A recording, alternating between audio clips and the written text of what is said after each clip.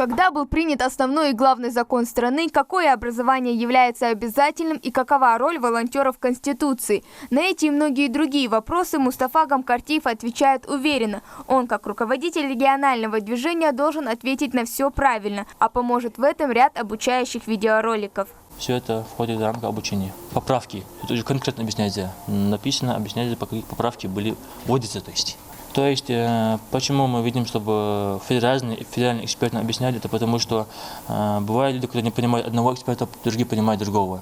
Вот, чтобы было более понятно и интереснее слушать, рассказывают разные федеральные эксперты. Всероссийское общественное движение «Волонтеры Конституции» – группа неравнодушных к своей стране людей, которые объединились ради общих целей и вокруг идеи перемен и обновления.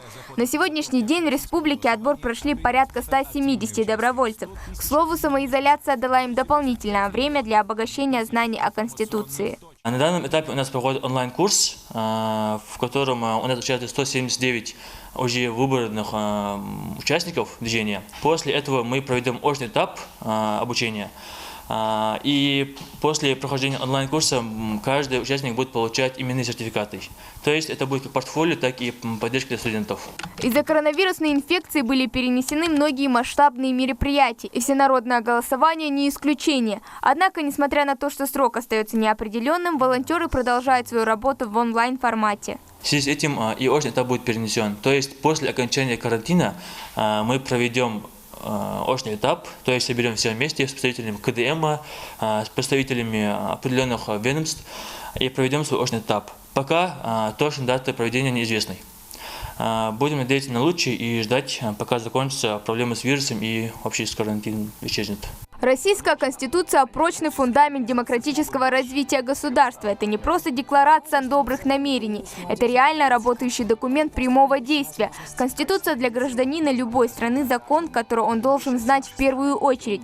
А цель волонтеров Конституции – доносить истину и объяснять важность поправок. Наше движение проводит работы по информированию населения. То есть мы не агитируем, мы не пропагандируем, мы просто информируем население, какие поправки были внесены и будут отмечены, чтобы каждый гражданин сам решил, что плохо, что хорошо. Предложенные изменения в Конституцию закрепляют авторитет человека труда. На официальном сайте можно узнать подробно о каждой статье. А волонтеры будут готовиться к тому дню, когда на информационных точках в преддверии голосования проведут разъяснительную работу для граждан. Хава Гагиева, Хаваш Гойгов, Новости 24.